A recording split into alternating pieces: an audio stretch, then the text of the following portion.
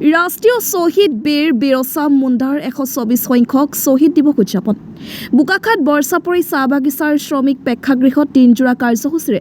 শ্বহীদ বীৰ বিৰছা মুণ্ডাৰ শ্বহীদ দিৱস উদযাপন অসম মুণ্ডা মহাসভা বোকাখাত আঞ্চলিক সমিতিৰ উদ্যোগত আৰু বৰচাপৰি প্ৰাথমিক সমিতি ও মুণ্ডা ৰাইজৰ সহযোগত আঞ্চলিক ভিত্তিত শ্বহীদ বীৰ বিৰছা মুণ্ডাৰ শ্বহীদ দিৱস উদযাপন দিনজোৰা কাৰ্যসূচীৰে শ্বহীদ বীৰ বিৰছা মুণ্ডাৰ ১২৪তম শ্বহীদ দিৱস উদযাপন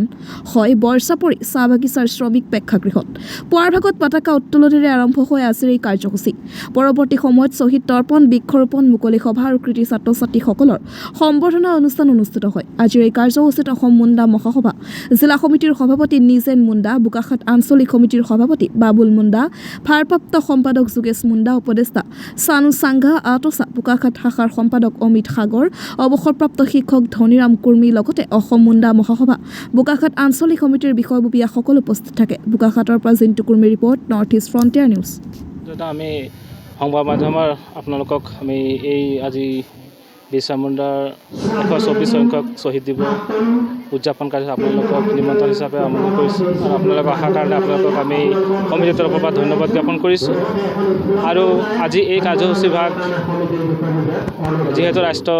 শ্বহীদ তেখেত আৰু সেই ৰাষ্ট্ৰ শ্বহীদৰ ওপৰত আমি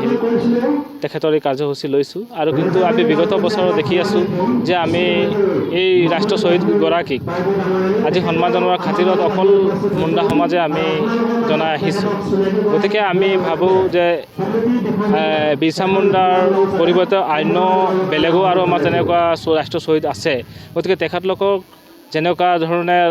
অসম চৰকাৰে তেখেতলোকক বা ভাৰত চৰকাৰে তেখেতক সন্মান প্ৰদান কৰিছে সেই সম্পৰ্কে আমিও বিচাৰোঁ যে আজি এই বিৰছা মুণ্ডা যিহেতু ৰাষ্ট্ৰীয় শ্বহীদ এজন তো তেখেতৰ জীৱনৰ কাহিনীটো যাতে আমাৰ অসমীয়া মাধ্যমৰ যিখিনি পাঠ্যপুথি আছে সেইখিনি পাঠ্যপুথিত অন্তৰ্ভুক্ত হ'ব লাগে আৰু আমি অতিকে দুখ প্ৰকাশ কৰিছোঁ যে আজি আমি কাৰ্যসূচী লোৱাৰ লগে লগে আমি বিভিন্নজনক আমি আমন্ত্ৰণ কৰিব গৈছোঁ আৰু আমন্ত্ৰণ কৰাৰ পিছত বহু সংখ্যক তেনেকুৱা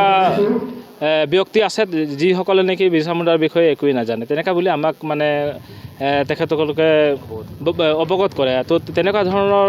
অৱগত কৰাৰ কাৰণে আমি মুণ্ডা সমাজৰ এজন সদস্য হৈ পেলাই আমি দুখ প্ৰকাশ কৰিছোঁ আৰু আমি চৰকাৰক অসম চৰকাৰ তথা আমাৰ শিক্ষামন্ত্ৰী ৰণোজ পেগু ডাঙৰীয়াক আমি অনুৰোধ জনাব বিচাৰিছোঁ আমাৰ এই বোকাখাত আঞ্চলিক সমিতিৰ তৰফৰ পৰা যে আমাৰ এই যিজন শ্বহীদ ৰাষ্ট্ৰীয় শ্বহীদ তেখেতৰ যিটো জীৱন কাহিনী আছে সেই কাহিনীটো যাতে আমি এই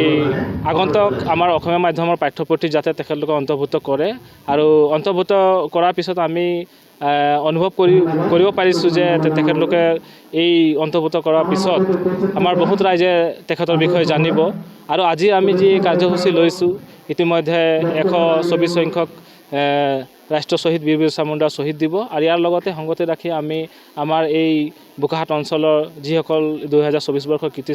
ছাত্ৰ ছাত্ৰীসকল আছে তেখেতলোককো আমি অভিনন্দন শুভেচ্ছা জনোৱাৰ উদ্দেশ্যে আমি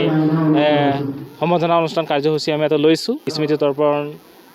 পুষ্পাঞ্জলি অৰ্পণ আৰু ইয়াৰ পিছতে বৃক্ষৰোপণ কাৰ্যসূচী আমি ইতিমধ্যে আজি কাৰ্যসূচী ভাগত কৰিছোঁ।